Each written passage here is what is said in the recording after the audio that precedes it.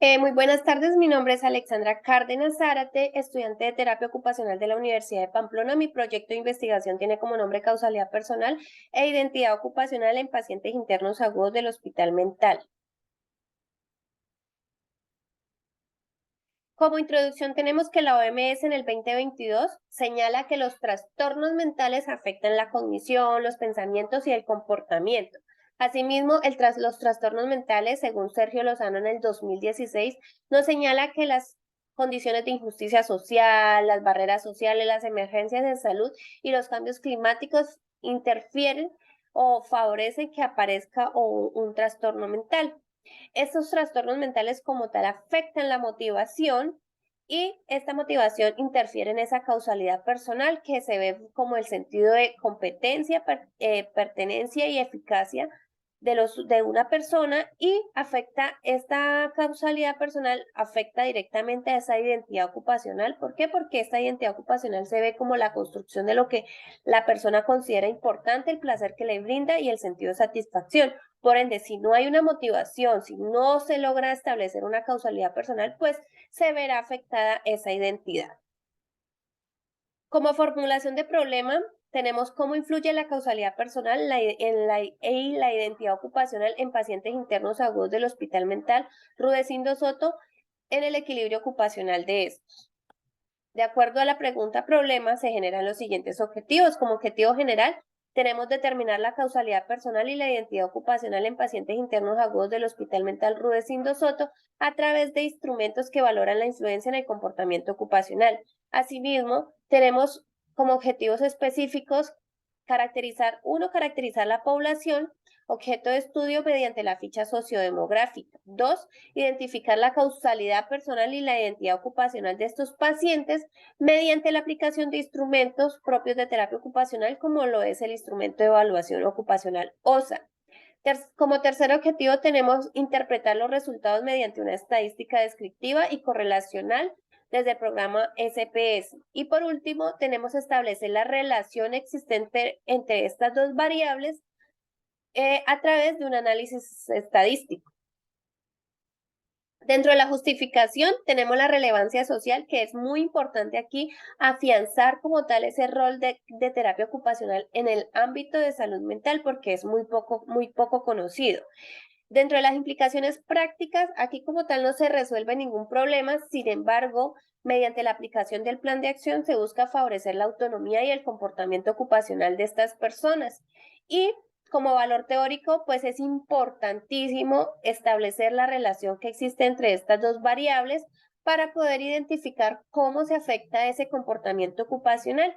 Y como impacto, tenemos un impacto hacia la investigación. ¿Por qué? Porque este trabajo de investigación servirá para futuros trabajos investigativos de los demás compañeros, tanto de la universidad como pues de otros universidades. Y pues es importante dentro de la intervención porque nuevamente es importante establecer ese rol que hay desde terapia ocupacional en el ámbito de la salud mental. Como metodología encontramos que la causalidad personal es el sentido de capacidad y eficiencia según Gary Kelhouner, que ese sentido de capacidad y eficiencia se da a través de esa percepción que tiene la persona o el sujeto de sus propias habilidades, ya sean sociales, intelectuales y físicas, que de acuerdo a esta percepción pues se da una causalidad personal positiva que favorece pues la motivación y no solo la motivación, sino que pues busca poder realizar actividades que los llenen de satisfacción. La identidad ocupacional, por su parte, nos habla Gary Kelhouner, que es un componente de lo que es importante para uno y los deseos con los que tiene la persona para llegar a ser un ser ocupacional. Que estos deseos y este sentido pues se establece de acuerdo a la experiencia que la persona ha tenido. ¿Por qué? Y esa experiencia pues se establece de acuerdo a esos roles, a esos intereses, a esas rutinas y a esas metas que la persona ha cumplido o tiene establecidas. Asimismo, pues los trastornos mentales, según Berruta en el 2012, nos habla que son enfermedades mentales estas enfermedades mentales son el resultado como tal de esos factores biológicos, sociales y ambientales. Y que de acuerdo a esto, pues existe una estigmatización que son las mismas barreras sociales o esos imaginarios sociales que impone la sociedad, que de acuerdo a ello también hay un ciclo de entrada al hospital donde encontramos el contexto y el hospital. En el contexto se da como tal esa exacerbación de síntomas, en el hospital la tratan, los estabilizan y cuando las personas vuelven a ese contexto, pues se vuelven a exacerbar los síntomas. A eso se le llama puerta migratoria y que hay una atención primaria que se debe pues enfocar en la rehabilitación o en la atención o en el cuidado pues de estas personas para controlar esa sintomatología. Como resultados encontramos en la ficha sociodemográfica que para las femeninos se identifica un 45.2% y para los masculinos un 54.8%. Sin embargo, es importante tener en cuenta que esta población es una población fluctuante. Cuando se aplicaron los instrumentos, pues lógicamente de pronto en ese momento habían más pacientes masculinos que femeninos. Sin embargo, Basigualupe en el 2020 y Berruta en el 2012 nos señalan que los trastornos mentales se dan más en el sexo femenino de acuerdo a esos roles sociales que cumple la mujer dentro de la misma sociedad y que pues por ello digamos que la carga mental es un poco más difícil de llevar. Dentro de los resultados para la variable de causalidad personal, hablamos de que es un gran problema y es un problema también hacer físicamente lo que necesitan hacer. ¿Por qué? Porque aquí la exacerbación de síntomas, el avance de la patología, los medicamentos, pues afectan la capacidad motora. Asimismo, Cerquería y Gómez en el 2013 nos señalan que los movimientos catatónicos y la bulia pues interfieren en la coordinación y en esa capacidad motora cuando hay un trastorno mental.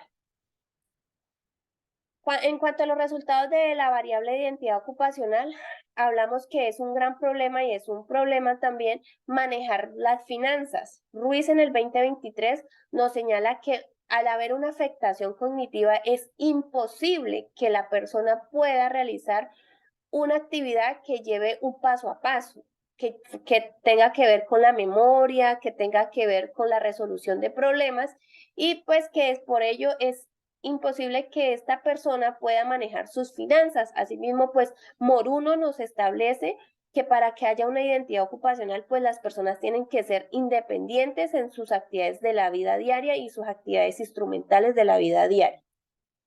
Dentro de esto se plantea un plan de acción. Explora, participa desde la ocupación como lema, construyendo un futuro con identidad. Aquí la intervención se hará de acuerdo a 3 fases.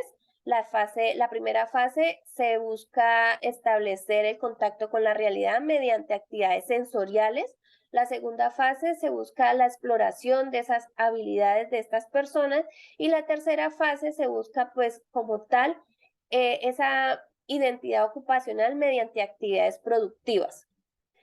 Como producto final, pues tenemos una sala sensorial, una experiencia y motivación con Teo.